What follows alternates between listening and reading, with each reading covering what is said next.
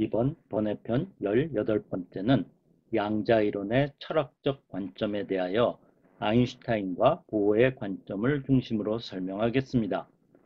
아인슈타인은 죽을 때까지도 양자이론은 불완전한 이론이다 라는 생각을 가졌던 반면, 보어는 양자이론 자체로 완전한 이론이라고 생각하였습니다.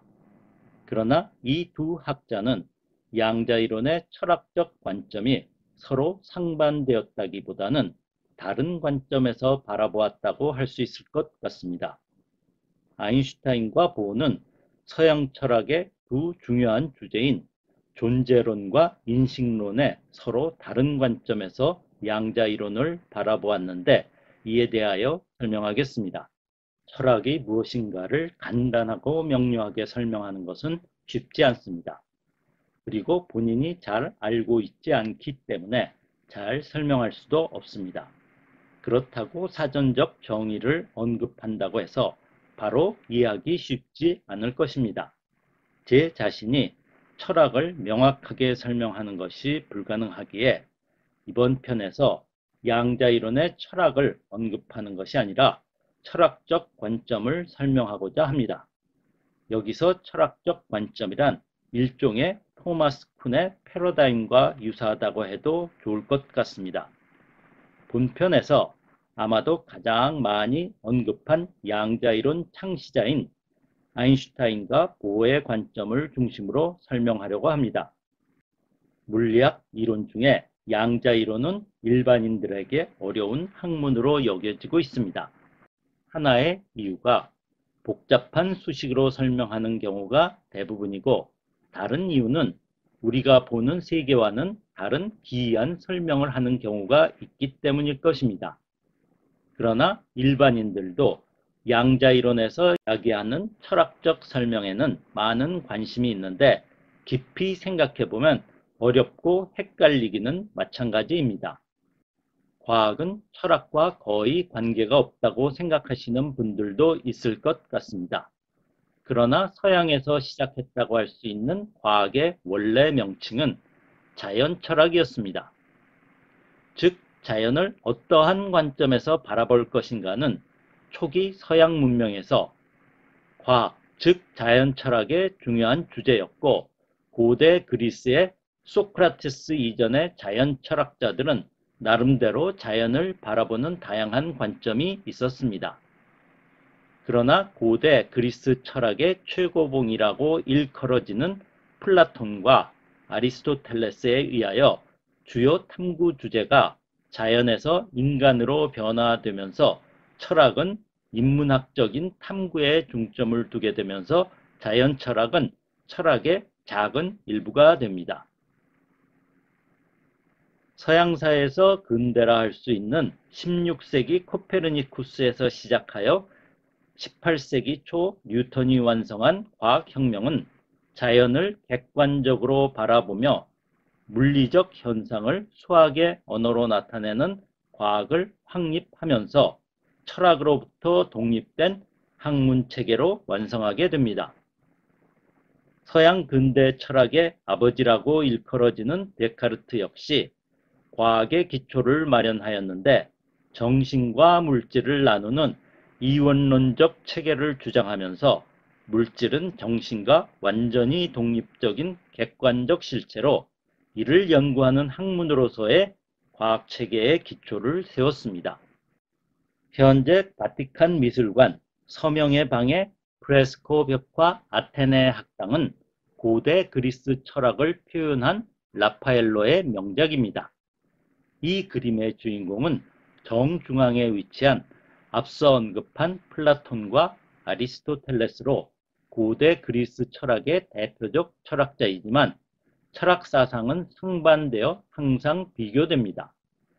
아인슈타인과 보어는 현대 양자이론의 대표적인 학자로서 상당히 다른 관점을 가지고 플라톤과 아리스토텔레스의 관계와 비견될 수 있을 것 같습니다.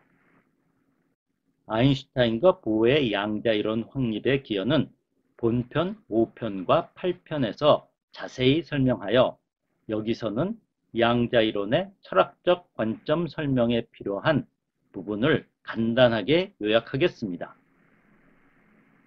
아인슈타인은 양자라는 개념을 처음으로 정확하게 이해하고 미시적 현상으로서 빛 에너지가 연속적이지 않고 양자화되어 있음, 즉 빛의 입자인 광자의 존재를 광전 효과를 통하여 설명하였고, 이 설명으로 노벨 물리학상을 수상합니다.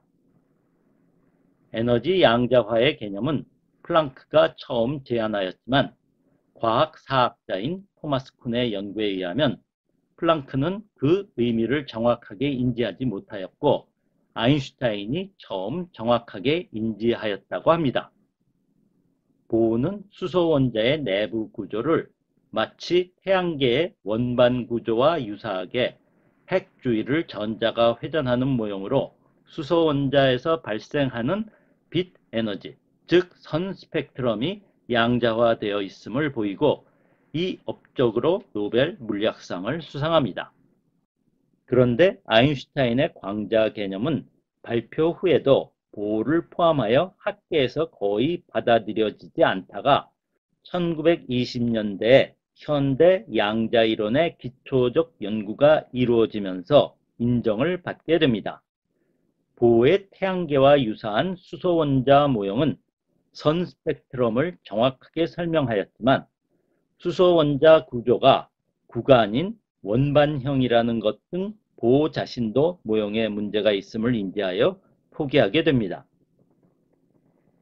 1920년대 초에 아인슈타인과 보흐는 자신들의 이론이 미시적인 현상으로부터 발생되는 정량적 데이터는 설명할 수 있지만 관찰되는 자연을 설명하는 고전 역학 방식으로 이해할 수 없는 문제가 있다는 것을 느끼고 있었습니다. 그런데 1920년대 중반 이후 젊은 학자 드브로이, 하이젠베르크, 슈레딩거, 디렉 등의 과감한 추상적 과정을 통하여 양자 이론을 확립하게 됩니다. 본편 2부에서 설명한 바와 같이 양자 이론은 가시적 모형에 의하여 만들어졌다기보다는 실험적으로 얻은 중요한 미시적 현상의 데이터를 정확하게 재현할 수 있는 수학적 모형이었습니다.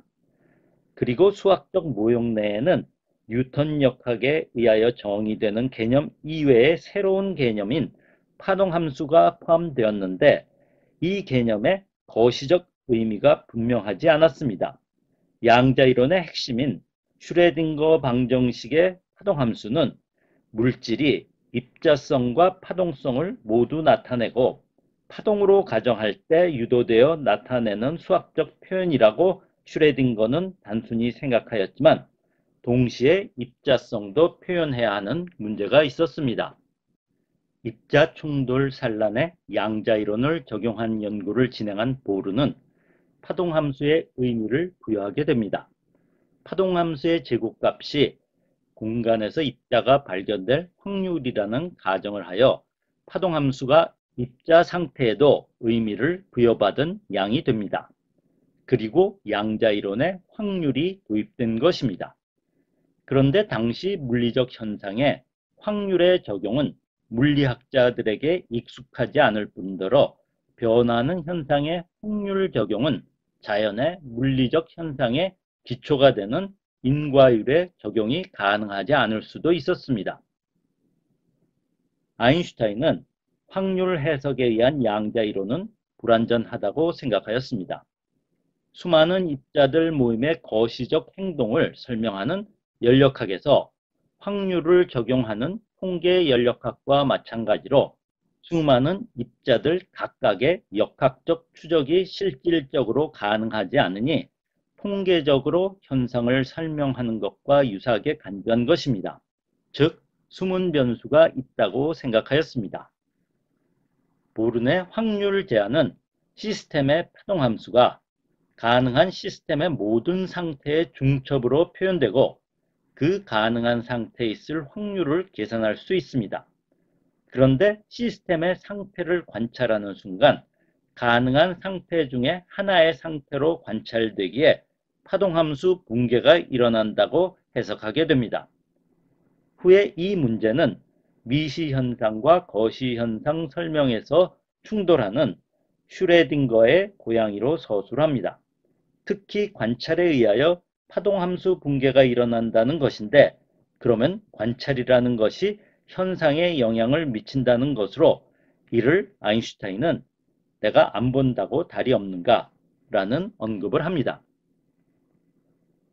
그리고 어떤 시스템을 나타내는 파동함수가 그를 구성할 수 있는 여러 상태의 중첩에 의하여 표현되는데, 각 상태가 공간적으로 멀리 떨어져 있다 하더라도 하나의 시스템으로 간주되어 작동함에 의하여 얽힘이라는 이상한 현상이 나타날 수 있게 된다는 것을 아인슈타인이 지적합니다. 즉, 멀리 떨어진 두 상태가 하나의 시스템이라면 하나의 상태가 변화하면 정확하게 동시에 멀리 떨어진 다른 상태가 신호를 주고받은 듯 변화하게 됩니다.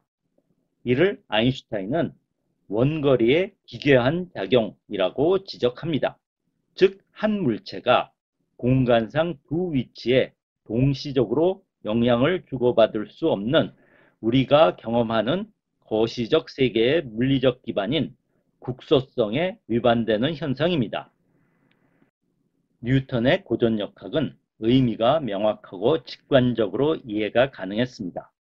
우리가 흔히 경험하는 세계를 관찰하고 현상을 수량화하여 설명하는데 해석이라는 것은 필요 없습니다.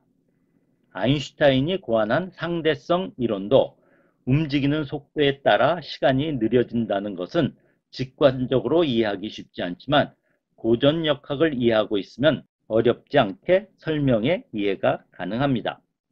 그러나 관찰이 실제를 창조한다는 양자이론은 반직관적이며 이해하기 쉽지 않습니다. 양자이론의 내용과 실용적 유용성에는 누구나 동의합니다. 아인슈타인을 포함한 소수의 과학자들이 여전히 제기하는 양자이론의 문제는 해석 또는 철학적 관점의 문제라 할 수 있습니다.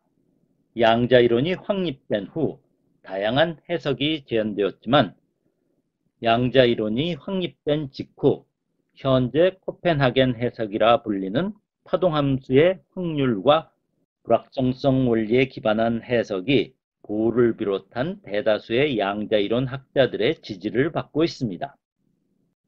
양자이론 해석의 철학적 관점은 넓은 스펙트럼을 형성하는데 아마도 양극단은 철학의 형이상학적 질문으로 우리의 감각으로 관찰하는 현상의 세계에 객관적인 실제가 존재하는가일 것입니다. 아인슈타인은 객관적인 실제가 있고 더 나아가 그 궁극적인 실제를 발견하는 것이 물리학이 하는 일이다 라는 것으로 한 극단입니다.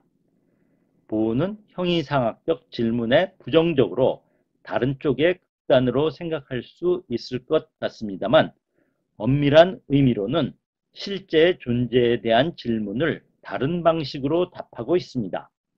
보호는 실제의 존재의 유무에 대하여 언급하는 대신 우리가 할 수 있는 최선은 존재하는 것을 신뢰할 수 있게 기술하는 것이라는 것입니다. 즉, 실제의 유무보다 측정되는 특성들을 재현하는 방식을 찾아내는 것입니다. 이러한 아인슈타인과 보호의 관점은 철학적 관점에서 보면 아인슈타인은 실제의 존재를 가정한 상태에서 존재가 어떤 것인가의 존재론 관점에서 언급하는 데 반해 보호는 존재를 어떻게 인지하는가의 인식론 관점에서 양자이론을 바라보는 것입니다. 아인슈타인은 본편 35, 36, 37편에서 설명한 바와 같이 EPR 논문에서 물리적 실제의 존재에 대하여 다음과 같이 정의합니다. 만일 우리가 시스템을 어떤 방식으로도 교란하지 않으면서 어떤 물리량의 값을 확실히 예측할 수 있다면 그 물리량에 대응하는 물리적 실제의 요소가 존재한다. EPR 논문 작성은 아인슈타인이 미국으로 이주한 직후라 영어 표현의 서툴렀기에 공저자인 포돌스키가 작성한 것으로 이 서술 부분은 아인슈타인이 탐탁하게 여기지 않았다고 알려져 있습니다. 또한 보호의 반박 논문에서도 EPR의 논지에 문제를 제기하지 않았지만 이 정의를 문제 삼았습니다. 이 정의에 의해 양자이론에서 나타나는 얽힘이라는 비국소적 물리계에 대하여 물리학의 목표는 존재 자체를 논의하기보다는 인식론적 관점으로 논의를 바꾸어야 한다는 논지로 반박하게 됩니다.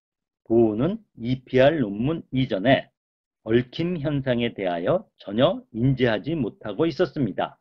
따라서 관찰이 현상을 만들어내는 데에 대한 아인슈타인의 안 본다고 달이 없는가 질문에 대한 답변은 내가 안 보지만 충분한 많은 거시적 관찰이 존재하기에 내가 안 볼 때도 달은 있다는 답변이라고 할 수 있었지만 EPR 논문은 그러한 논지로는 반박이 안 되는 것이었습니다.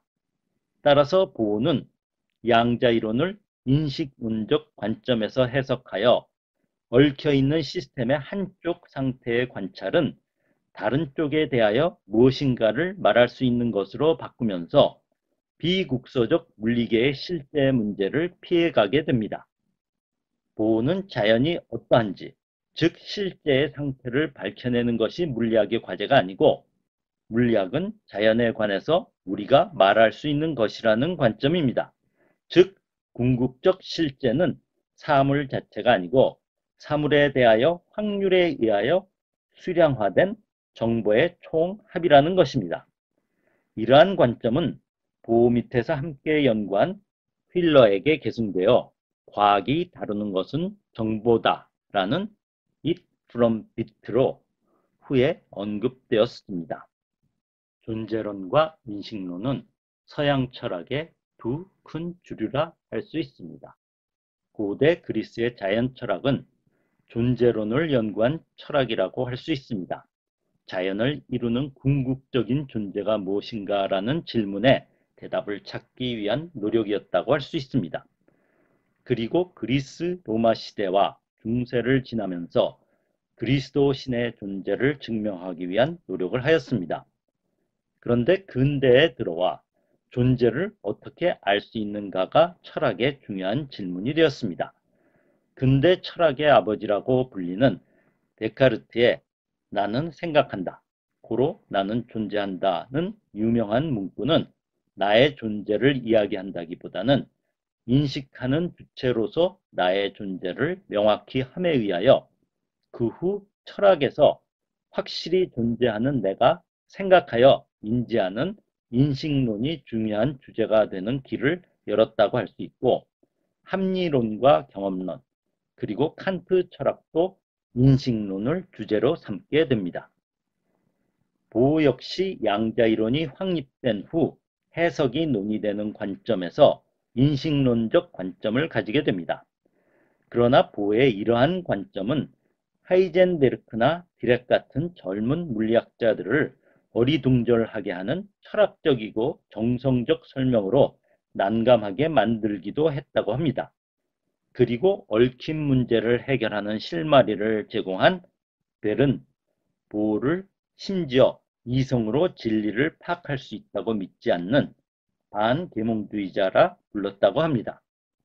보호는 아인슈타인과 상호 다른 관점을 유머스럽게 과학적 지식의 불확정성 원리로 제시하였는데 보호 자신의 상보성 원리를 인용하여 명확성과 진리성은 상보적이다고 언급하였다고 합니다. 아인슈타인은 학문적 후배이지만 절친이며 경쟁자인 보호를 이렇게 언급하였다고 합니다.